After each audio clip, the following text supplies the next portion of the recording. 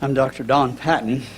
I've worked as a geologist in the U.S., Canada, Australia, England, Mexico, Peru, Bolivia, Jordan, Israel, and Turkey. I have participated in dinosaur excavations in Colorado, Texas, Utah, Wyoming, Canada, and Bolivia. I excavated the longest consecutive dinosaur trail on the American continent. I know something of the fossil record. And I agree with Charles Darwin, who honestly acknowledged that the fossil record was his greatest problem. He says traditional forms must have existed. He says geology assuredly does not reveal them. And he said this is perhaps the greatest objection that can be urged against my theory. Darwin predicted that his greatest problem, the fossil record, would be solved in the future. And we've heard some of those predictions today still. Predictions provide opportunities to test theories, but Darwin's predictions failed. I have seen this, and objective evolutionary scientists readily acknowledge this. Niles Eldredge, a curator at the American Museum of Natural History, says Darwin prophesied the gaps would be filled. It has become abundantly clear the fossil record will not confirm this part of Darwin's predictions, nor is the problem a miserably poor record. The fossil record simply shows that this prediction was wrong. Now, to people with great faith in evolution, that doesn't matter. But hiding these realities from our school children is inexcusable. Censorship has no place in science. Worse than that, we hear dedicated propagandists telling students there are transitional forms everywhere. And some evolutionists of great faith claim every fossil is a transitional form. Michael Ruse, one of our nation's leading philosophers of science, a devout evolutionist, acknowledges the fanatical promotion of evolution is religious. In the National Post, he says evolution is promulgated as an ideology, a secular religion, a full-fledged alternative to Christianity. He's not saying that's necessarily the case, teaching evolution, but he says we often see fervor that would rival a fundamentalist preacher. And we've seen that today. In the journal Science, he says creationists do have a point. This popular evolutionism is often an alternative to religion, and it exists. And I agree with Dr. Ruse. When we hear fervent dogmatists insisting that their view has no weakness, or we shouldn't talk about it, we see religious fundamentalism, not good science. Our school children have a right to all the evidence in spite of the propagandistic demands of evolutionary religious fanatics. Please do not hinder that opportunity. Mr. Mercer. Well, thank you for being here. I have a lot of respect for where you've been, what you've seen, what you've done.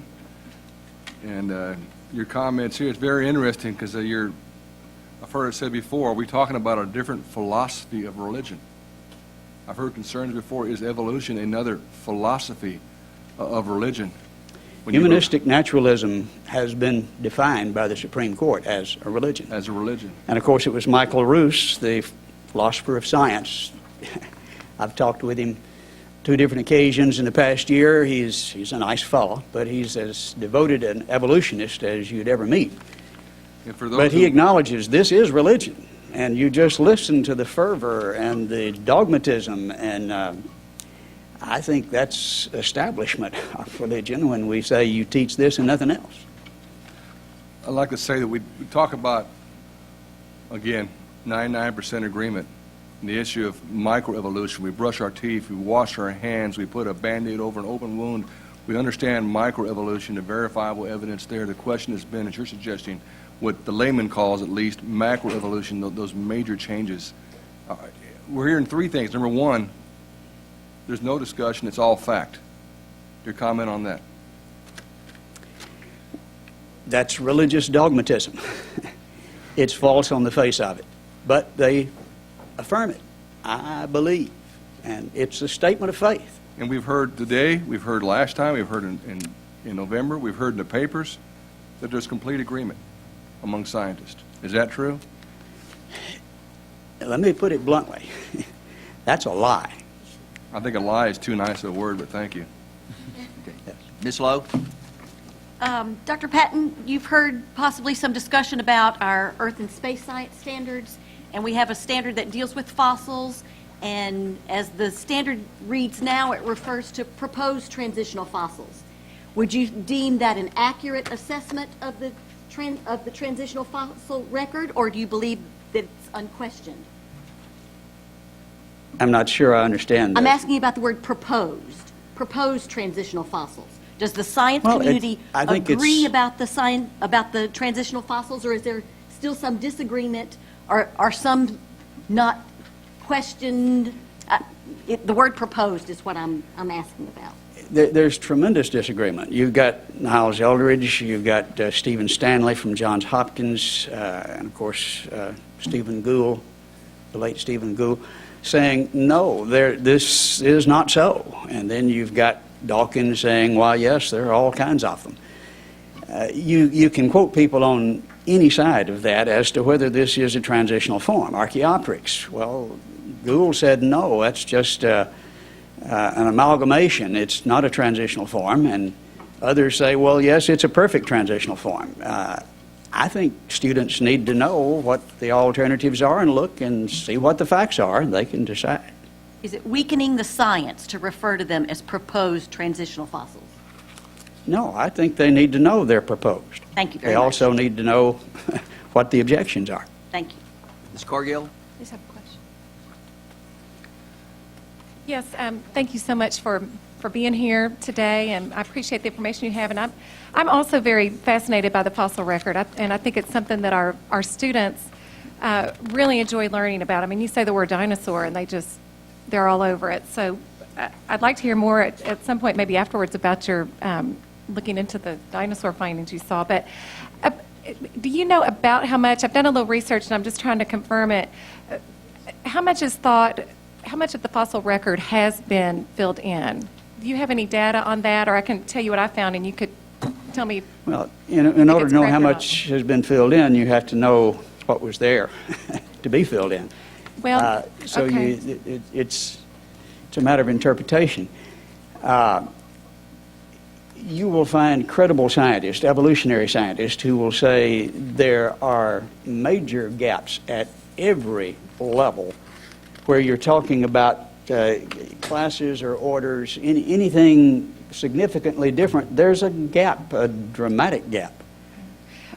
And others will say no, because if you got a fossil, this is transitional somewhere, and they have great faith that somewhere it fits in, and so they'll say no, it's Well, one of the figures I have found, one of the numbers, and I've seen this consistently in other places, was less than 1% of all species is what we have fossil evidence for, approximately. That's what scientists think. And whether that's true or not, we know it's a very small number that has been found out of the possibilities. And, what I have seen in some science books and in my readings is that, the reason the number is so small is because we just haven't found the others yet. Okay. The others haven't been discovered yet. And I'm wondering, where is the science on basing so much data or such a huge presumption of universal common ancestry and everything that science is telling us the fossil record says, when it is such a tiny piece of data that we literally have, less than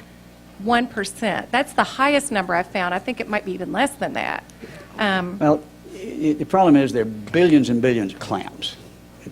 Fossil records mainly clams, and more clams. Somebody said. Maybe we hadn't found all the clams yet, but what we have found shows a very definite order, and this is what Niles Eldridge was saying. The problem is not a miserably poor record. the record has simply shown the prediction is wrong. And consistently, we see lots of clams, and then there's a gap. And the more you find, the more obvious and dramatic that gap becomes. I just have an informational question. Did you give us both of these BBC things on the? No. No, that's something else. That's No. something else. Okay, thanks. Okay, Now, I had one page. okay. Real- Mr. Bradley, and then let's move on, so. Oh, just, thank you for coming, and I'm glad you were able to testify, and I've attended Dr. Patton's lectures before, and his best picture is wearing his Indiana Jones outfit. Thank you for coming. Thank you.